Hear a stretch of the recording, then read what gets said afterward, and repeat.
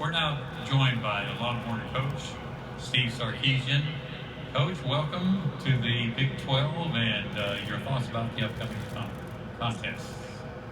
Well, first of all, welcome. It's great to have a full-fledged Big 12 Media Day. It's exciting. It's exciting that football's back. It's exciting that we're going to have full stadiums again and players get to play in front of their friends and family and alumni, which I think is tremendous for the sport, tremendous for our fan bases, and all of which that college football means, I think, to our country. So excited about that. I can't believe it's been 6.5 months. I've been on the job here. There's been a lot that's gone on in the 6.5-month time of hiring a new coaching staff, implementing a strength and conditioning program, implementing new schemes on offense, defense, and special teams, recruiting. But probably the biggest thing I've been most impressed with for me in our time here has been the buy-in from our players. I love the buy-in that we have. We've got a roster that I think is one that is more than capable of being competitive at a high level. I've done a full rebuild before. This is my third time around of being a head coach, and to inherit this team coming off a 7-3 season with 3 losses by a combined 13 points is something that we're in a little better position than most when you take over a new program. So there's been a lot of work put in. We still got a lot of work to do, but I love where we're at, and I love the mindset of our team at this point of developing a team-first mentality, which I think our players have bought into and are kind of making come to life now in the summer. So got work to do, obviously here getting ready for training camp, and then ultimately getting ourselves set up for our season opener September 4th against Louisiana. Got a question on the outside right. If you please stand up. Yes, Steve, Barry Trammell with the Oklahoman. Texas, obviously a big-time program, lots of tradition, lots of chances for success, but they've struggled over the last ever how many years. As an outsider, did you look and try to figure out why things weren't working great in Austin? And since the 6 months you've been on the job, have you discovered what some of the secrets might be? Well, I think at the end of the day, when you think of the University of Texas, you think of resources, you think of great recruiting, recruitability, all those things, big stadiums, great education. The point I've been trying to make is focus on us and what we're doing, and not necessarily what didn't work before, but what are we going to do to make it work this time. And the point of all of that is we can't sit back and relax and think because we've got a great stadium, because we've got great resources, because we've got the 5-star, 4-star players, that we just sprinkle a little magical fairy dust and all of a sudden we're a really good football team. Winning is hard, and winning takes work, and winning takes perseverance, winning takes grit, winning takes great teamwork and great leaders and great teammates and an awesome culture. And those are all the things that we're working on to make sure that we put ourselves in position to be as successful as we can be, not even just for the short term, but for the long term. And I think that's where I say that I like the buy-in from our players, because ultimately they're buying into that mindset and that philosophy, and which is hard to do in this day and age because we are in a me and an I world of social media and internet and phones and things like that. So to get our team to buy into a team-first mentality, because through team success comes individual accolades, I think our players really understand that, and they're doing it together. I think they're enjoying the process of it all, and the direct result of it is, we should have a pretty good football team come the fall. We have a question on the aisle about halfway back. Hey, Coach. Will Blessing, Gaylord College at the University of Oklahoma. You mentioned doing a full rebuild with this team. With your past national championship experience, how do you plan on taking that past success and translating it into the Texas program and potentially beat OU this fall? Well, I think, ultimately I guess coached in 4 national championship games now in my career, won 2 and lost 2. And the reality of it is the best teams I've been part of were really competitive, played for one another, and we're teams. You know, it wasn't a group of really good individuals. They played as a team, and I think ultimately that's what we're trying to instill in our players. Is, you know, we've got a lot of talented individuals, and ultimately we're building a team, and it's an ongoing process, and that's going to continue to grow and continue to build. You know, since I've come now, we have 32 new faces in that locker room, right? We have 6 transfers on board to go with 26 incoming freshmen. So that's a lot of new faces that we need to implement into our team. And the best teams that win at a high level, that win big games, understand the level of consistency needed on a daily basis to push one another as like-minded individuals to drive for more and more and more, but ultimately execute at the critical moments, and that the moment it doesn't ever become too big. And so whether it's, you know, playing OU or in a national championship or a Big 12 championship, whatever that may be, the bigger the game really shouldn't matter to us, because that's just who we are on a daily basis. And so that's what we're trying to instill in our team. We got a question on the front, and then we'll move to the back.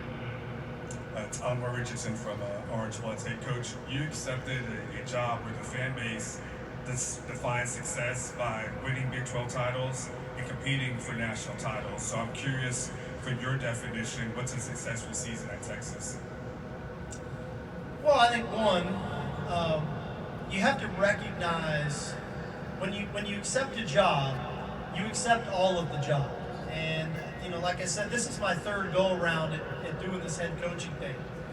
And you don't accept a job and you only get part of the job. You get all of the job. And at the University of Texas, the expectations are very high. The standard, the bar is set very high. So, you have to embrace it and understand what they are. The next part of that is okay, understand what they are, but then what are you doing to try to achieve what is that standard, what is that bar, what are those expectations? So for us, ultimately, success is our style of play, who we are as a program, the consistency we do it with. Do we play the same from week 1 to week 8, or do we fluctuate? Do we have highs, do we have lows? Can we find that level of consistency? Do we play really well as a team, or are we playing as individuals? So there's a lot that goes into this. It's easy to look at a number and say X number of wins is successful, or winning a championship is successful. That's the easy part. But for me as a coach, I'm looking at it from a daily basis. What do we look like? Are we growing? Are we getting better as a team? Are we understanding why we're doing the things that we're doing? And can the players say why we're doing the things that we're doing? And when we start to answer the whys and why the team first mentality is so important, then it starts to resonate to who we are on the field and how we go about our business. So, you know, success is going to be the level of consistency in which we do things here to come the fall. We got a question in the rear left. Hey, Coach. Carter Yates with the Daily Texan. You're talking about the importance of buy-in and how impressed you've been with your team for their buy-in through the spring. Who are a few specific guys who really stood out to you through the spring, through summer practice, as being leaders on this team and really relaying your message? Yeah, that's a really cool question. You know, we have 2 guys here with me today that I think are at the forefront of that. Bijan Robinson and running back, and Keandre Coburn and defensive tackle.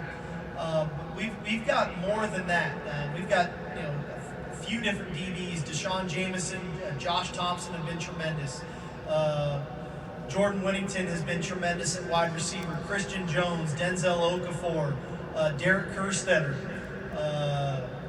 And I feel like I'm leaving people out. David Benda, DeMarvion Overshone. I mean, we've got a great deal of guys that have really stepped up and bought in, that were carryovers from the last team.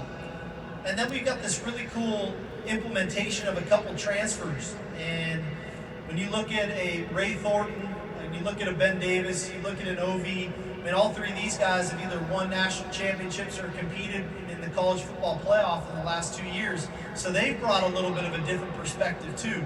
So we've got some really cool leaders on our team that have stepped up, but that have ultimately set the tone to be a conduit to the rest of the team of what it looks like and how we're going to go about our business on a daily basis. And I've been very impressed from our leadership committee standpoint of these guys really following our lead from a coaching staff's perspective, and then being that conduit to the locker room and then onto the practice field of what it needs to look like for us to achieve the level of success that we want to have come the fall. Question on the front, and we'll move over to the side. Dean Blevins, News 9 Sports. Coach, you did mention a quarterback or two in that answer a minute ago. Wondering about Casey Thompson, where he is right now in your eyes, and a plan going in with apparently two quarterbacks vying for the position. Yeah, so when I took over the job, I gave everybody a clean slate in our program.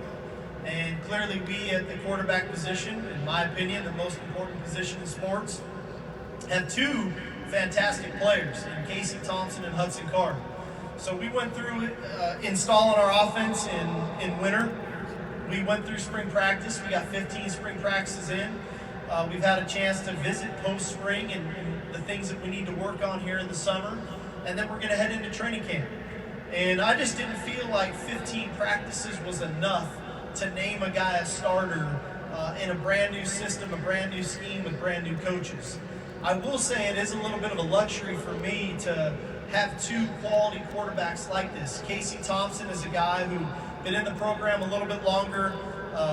Everybody remembers what he did in the Alamo Bowl with 4 touchdown passes in the second half. Very athletic guy, very driven, very focused, high football IQ, great leader. Hudson Card, tremendous passing ability, great instincts of passing the football. So we're in a good position. But at some point in training camp, I'm going to have to trust my gut. I got to name a starter. And when we do, it's not going to be because the other guy didn't, gave the job up. They're going to make it tough on me, and that's what I told them. You guys need to make this decision as hard as you can on me. And because I named one guy the starter doesn't mean we don't need the other one, because the other guy's a play away. And in this day and age of college football, to think you're going to go 13, 14 games all the way throughout a season with one quarterback probably isn't realistic. So we need to develop both of them. Both of them have huge upside. I love coaching them, and I think we're in good hands at that position. Question on the aisle. Hey Steve, Brian Davis, also American Statesman. You're going to be the third coach in 8 seasons at Texas, and the previous 2 guys had top 10 recruiting classes and all the facilities and everything that you have as well. What is the missing whatever that's going to break this thing out of averageness and get the team back to here? I kind of touched on this earlier. I haven't been focused, Brian, on what happened before me. I'm putting all our energy into what we're doing now. And I do believe in, at the end of the day, teams win championships. And locker rooms, facilities don't win championships. Big stadiums don't win championships. Bright lights don't win championships. Recruiting rankings don't win championships. I know everybody here wants to, name a national championship on signing day to whoever got the most 4 and 5 stars. You don't get a ring for that. You get a ring for winning games, for winning tough games in November and in December, in the fourth quarter, when you got to have that drive, when you got to get that stop. And that's what we're trying to instill in our team is, being the most mentally and physically tough football team that's committed, disciplined, and has a real level of accountability to the program first, to the team first. And doing that on a consistent daily basis. Not getting up for 1 game or getting up for 2 games, but that's just who we are on a weekly basis. And to watch this transformation happen for our guys, even in our winter conditioning, through spring ball, and now into summer conditioning, to watch the mentality continue to shift, that our guys recognize the importance of every single day, that we have to chase greatness every day. We don't pick and choose what day we're going to decide to work really hard. That's just who we are, and that's in our DNA. And there is no, like I said, there is no magical fairy dust to sprinkle to say, hey, all of a sudden now we got these great schemes, we're going to be a good team. It is about the team first, and then they are the ones that make these plays come to life. And I think that our team is really starting to understand that, And I hope all of you get a chance to visit, just even with the 2 players that we have here today, to get their take on it, because they're the ones that will probably tell you better than me about the mentality of the team and where we're at this juncture of the summer. Okay, Coach, thank you very much. Time's out. We appreciate your conversation and answers, and best of luck for the season. All right, thank y'all. Hook 'em.